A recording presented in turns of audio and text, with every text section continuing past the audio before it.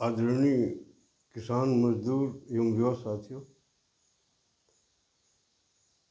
आप सभी जानते हैं कि हमारे छत्तीसगढ़ के सरगुजा जिले के मैन पार्ट में इन दिनों भारतीय जनता पार्टी के विधायक सांसदों का 3 दिवसीय शिविर प्रारंभ हो गया है। 7 जुलाई से 9 जुलाई तक चलेगा। मुझे खुशी इस बात की है कि हमारे राष्ट्रीय अध्यक्ष आदरणीय नड्डा जी, जगत प्रकाश नड्डा जी इसका शुभारंभ करने के लिए 7 जुलाई को आए थे और उन्होंने इस बात को स्वीकार किया कि छत्तीसगढ़ के अधिकांश विधायक सांसद भ्रष्टाचारियों को बढ़ावा दे रहे हैं। इसलिए उन्होंने सख्त हिदायत दिया है कि भ्रष्टाचारियों से दूर रहो। अब उनकी सलाह को हमारे यहाँ के माननीय कितना मानते हैं, क्योंकि अभी तक ये देखने में आ रहा है कि मोदी जी आज 10 वर्ष से चिल्ला रहे हैं कि भ्रष्टाचार विहीन भारत बनाऊंगा। छत्तीसगढ़ से कभी कोई आवाज़ नहीं निकली कि हम भी छत्तीसगढ़ को भ्रष्टाचार विहीन बनाएंगे। हाँ, 2 आवाज़ जरूर आई कि हम मोदी की गारंटी पूरा कर दिए, हम मोदी जी के परिवार हैं, ये जरूर लोगों ने कहा। मगर उनके रास्ते में चलने के लिए पता नहीं क्यों ऐतराज करते हैं। अब मैं तो निवेदन करता हूं कि मोदी जी इस समय घरेलू और बाहरी संकट से जूझ रहे हैं। उनके जो आस्तीन में सांप बन रहे हैं और उनके सिद्धांतों पर नहीं चल रहे हैं। मोदी जी को धोखा मत दीजिए। मोदी जी को धोखा देना नहीं है, ये देश को धोखा देना है। मोदी जी देश के लिए क्या करना चाहते हैं, और यहाँ छत्तीसगढ़ में सत्ता के सहारे दोनों हाथ से लूटम लूट मचा हुआ है। खैर, मुझको खुशी इसी बात की है कि हमारे राष्ट्रीय अध्यक्ष महोदय ने इस बात को स्वीकारा और स्पष्ट रूप से उनको कहा है कि आप जनता के बीच जाने के लायक रहिए। ठेकेदारों को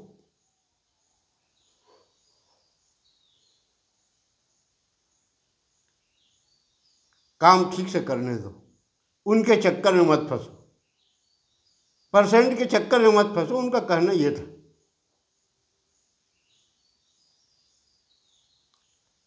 और वैसे समाचार पत्रों में और सोशल मीडिया के द्वारा जानकारी मिली है कि इसका समापन 9 जुलाई को होने वाला है। इसमें हमारे केंद्रीय गृह मंत्री आदरणीय अमित शाह जी आने वाले हैं। उनको ही बहुत बहुत बधाई है। हम छत्तीसगढ़ वासी उनसे उम्मीद करते हैं कि वो भी हमारे छत्तीसगढ़ को भ्रष्टाचार विहीन बनाने के लिए हमारे माननीयों को सलाह देंगे। अगर 28 में अगला विधानसभा चुनाव में छत्तीसगढ़ में भाजपा की सरकार चाहते हैं तो आप ट्रिपल इंजन की बात करते हैं ना, ट्रिपल इंजन की सरकार हो गई है। आज नगर निगम, नगर पंचायत, ग्राम पंचायत, जिला पंचायत, जनपद पंचायत ये हमारे विकास की आखिरी कड़ी है शाह जी। आप जानते हैं, मुझसे ज़्यादा जानते हैं, मैं बताने के लायक नहीं हूँ। मगर यहाँ क्या हो रहा है? कमीशन का खेल चल रहा है। इस पर रोक लगाइए। जो खरीदी हो रही है ना, स्वच्छता के नाम से, विकास के नाम से कमीशन खोरी जारी हो गया है।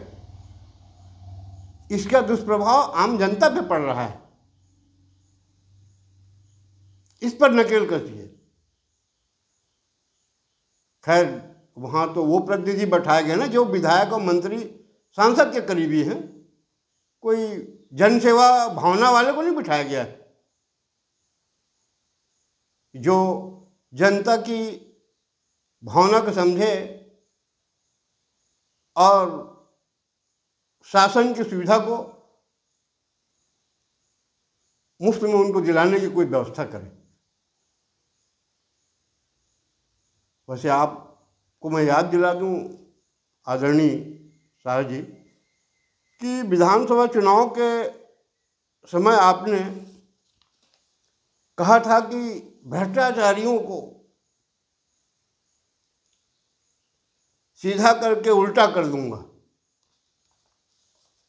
छत्तीसगढ़ जनता आपके बातों से, आदरणीय मोदी जी की बातों से बहुत प्रभावित हुआ था।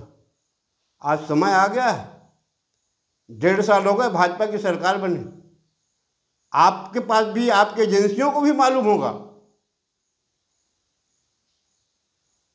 कि कौन विधायक, कौन मंत्री, कौन भाजपा का नेता कितना इकट्ठा कर लिया है। वो क्लर्क 1.5 करोड़ ले लिया भाई, बताते हैं 1.5 साल में 1.5 करोड़। छोटे छोटे कर्मचारी जो मंत्रियों के करीबी रहते हैं, विधायकों के करीब, मंत्रियों के करीब घूमने वाले, अगल बगल वाले जो उनके हैं, वो लाखों रुपए रेत और खनिज में कमा लिए। खैर, हमको उसे जलन नहीं है। जलन इस बात का है कि बाजार में आप प्रधानमंत्री आवास दे रहे हैं, आज रेत का भाव क्या हो गया, वो सब डंप कर लिए। छत्तीसगढ़ के माइनिंग अधिकारी, कलेक्टर चाहते हैं कि ईमानदारी से काम हो, मगर आपके विधायक मंत्री के रोक के कारण वो क्या करें?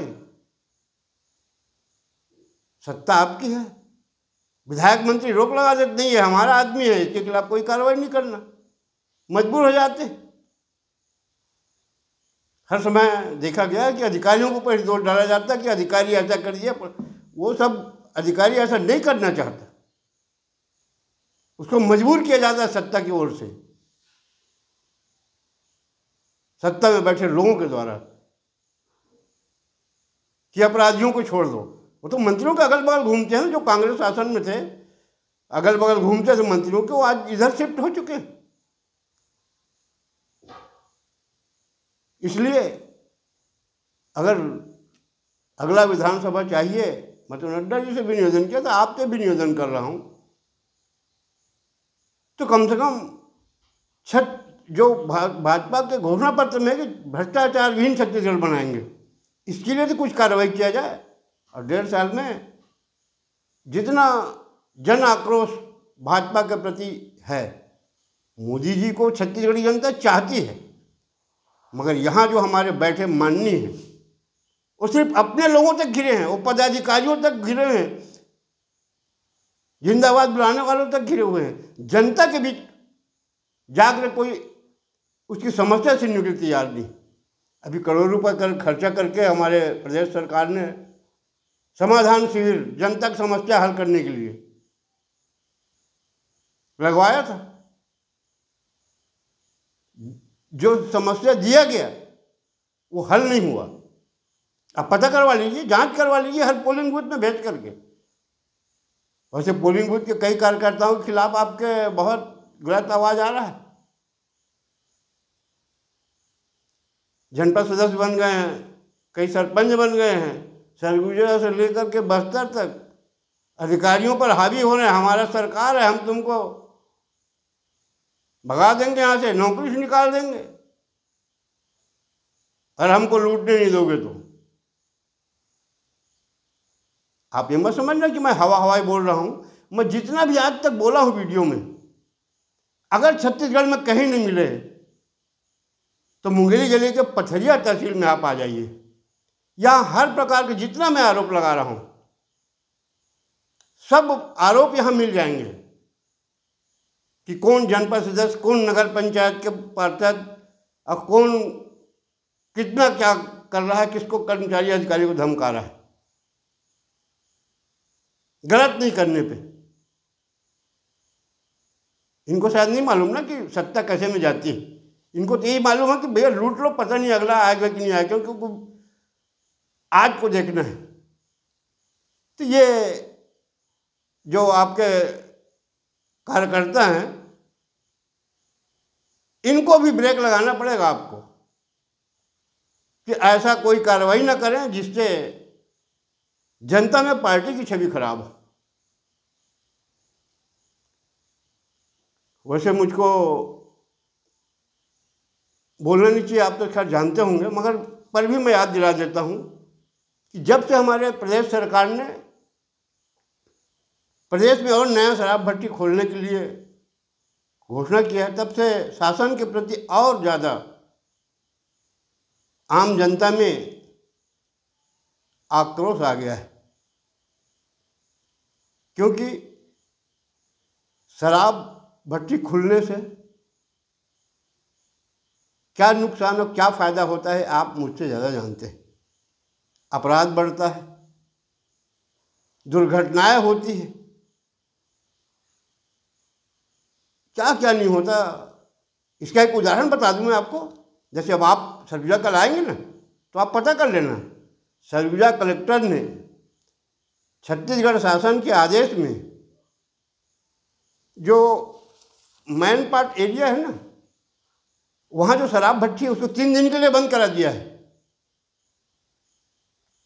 इसलिए बंद करा दिया है कि हमारे केंद्र और प्रदेश के सम्माननीय अतिथि वहाँ आ रहे हैं, कानून व्यवस्था की स्थिति खड़ा ना हो, इसलिए 3 दिन के लिए उसको बंद करा दिया गया है। तो आप बताइए कि छत्तीसगढ़ में क्या हाल होगा। हम यही मान के चले ना कि हमारा कहीं कोई सरकार नहीं है और हमारी कोई आम जनता का कोई पूछ परख नहीं, उसकी आवाज़ का कोई मतलब नहीं। ठीक है, सत्ता है, पिछड़ा आया था वो भी शराब के कारण गया, अब इसको भी शराब के कारण अगर ले जाना चाहते हो तो इसके लिए हम दोषी नहीं हैं, छत्तीसगढ़ की जनता दोषी नहीं। यहाँ तो हिंदूवादी सरकार की बात की जाती है और हिंदू हिंदुओं को लूट रहा है। आज कोई भी विधायक या मंत्री ये बता दे छत्तीसगढ़ का कि मैं अपने पूरे विधानसभा क्षेत्र का दौरा किया हूँ, 1.5 साल हो रहे हैं ना, पोलिंग बूथ में गया हूँ और जनता की समस्याओं को हल किया हूँ, या किसी अधिकारी को यह आदेश किया हो कि शासन की सुविधा जनता को मुफ्त में दिलाए, इतना ही कर दे, जनता उसके साथ आ जाएगी।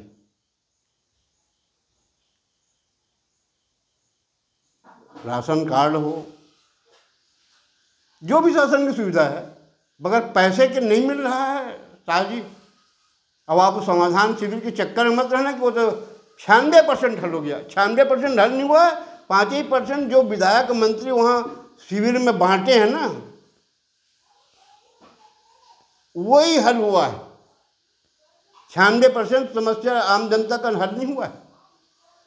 वैसे भ्रष्टाचार से आम जनता के अलावा कर्मचारी भी बहुत परेशान हैं, वो भी नहीं चाहते कि हम कोई गलत करें, मगर मजबूरी है। और आप तो हमसे ज़्यादा जानते हैं कि शासन कैसे चलाया जाता है, कहाँ भेज देंगे, कैसा कर देंगे।